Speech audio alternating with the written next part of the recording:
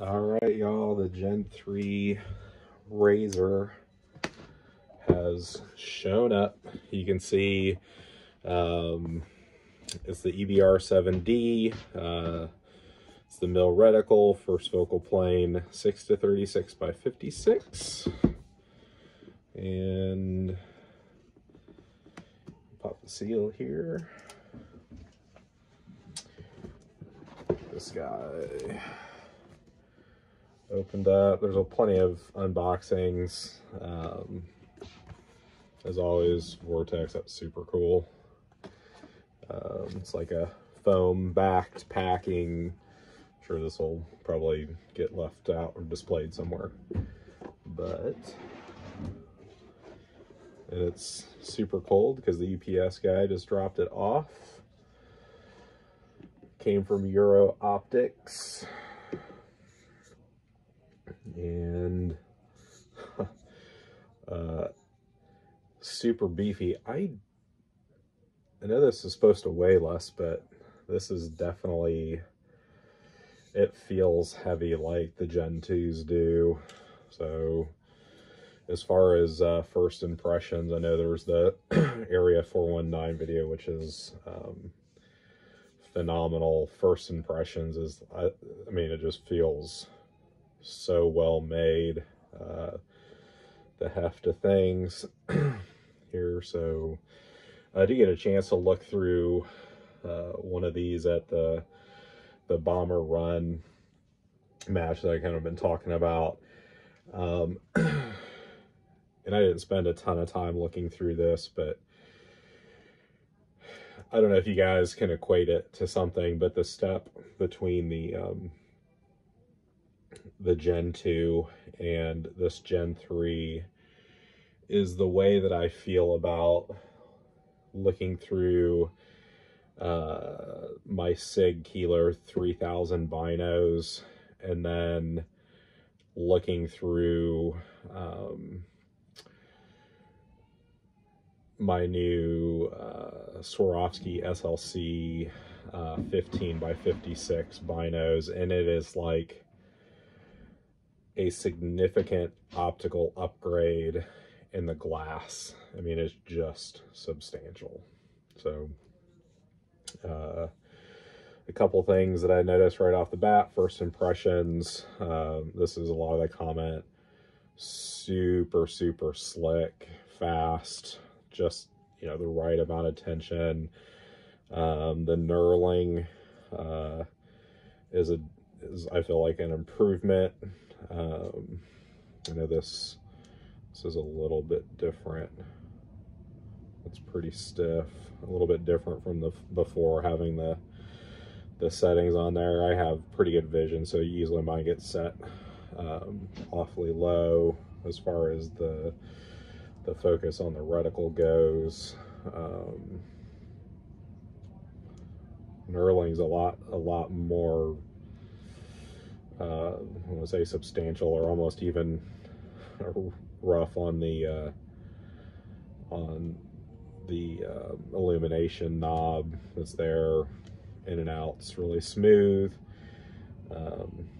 Pretty stiff on the parallax there.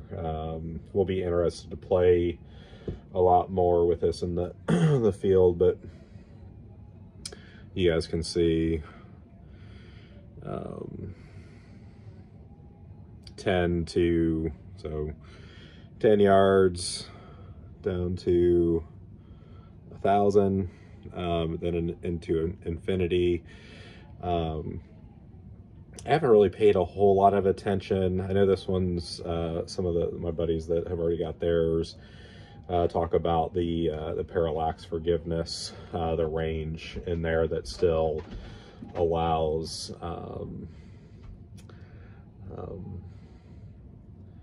not a lot of reticle shift within yardage, so it'll be interesting. I know on my Gen 4 these don't exactly line up. I think in some of the Vortex claim reviews that they're saying, they're like, you know, they're really proud of the spot on. I think it was one of the Vortex podcasts when they were talking to the the scope design team, they were like, yeah, these are like right spot on. So it'll be interesting to see how close that is, and if that stays true across the entire power magnification power range there.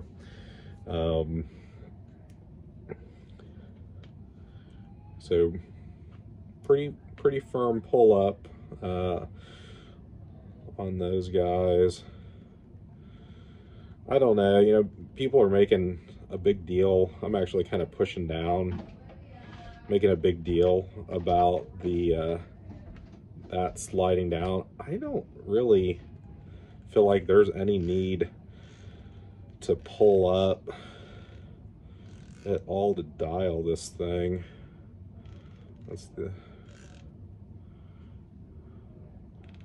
entire way through the range.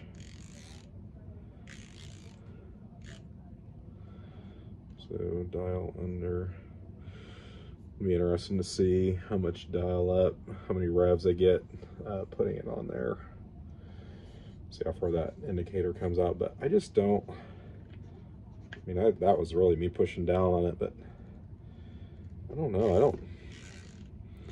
I don't feel like there's going to be any issue with that turret syncing when you're in stage dialing, anything like that. The knurling is really aggressive, which is great, but it's also kind of feel like it's eating my hand up on this top outer edge there a little bit. I mean, it's the milling on this thing is like spot on. So the edge corners are sharp, which is great as far as like grabbing and making sure that you're getting a positive hold on that. Let's check this. I mean, I feel like it pushes in a little bit, but I don't dial really much windage short of, you know, what you do on a mover stage, but looks really good. Sunshade, I'm guessing since the scope's a little bit longer, the sunshade does look shorter than the older. I don't know if I have one. This one, that's to my Athlon ETR. I don't know that I have one sitting out here, but the last thing to notice is,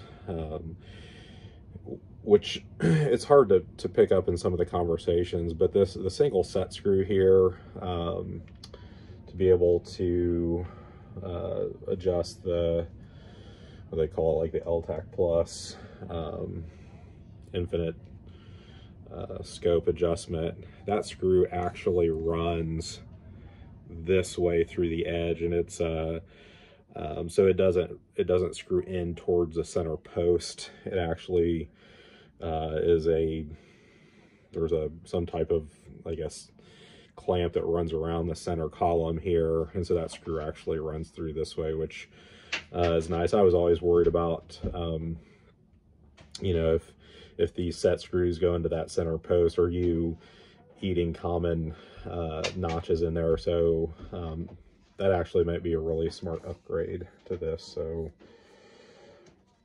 we'll just see. I think probably has all the, throw these back on just to protect the glass there.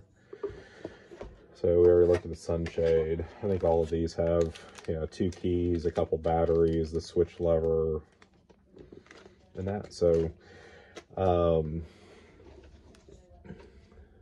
know, kind of do a couple shots here, kind of closer in, so you guys can see, you know, the detail there.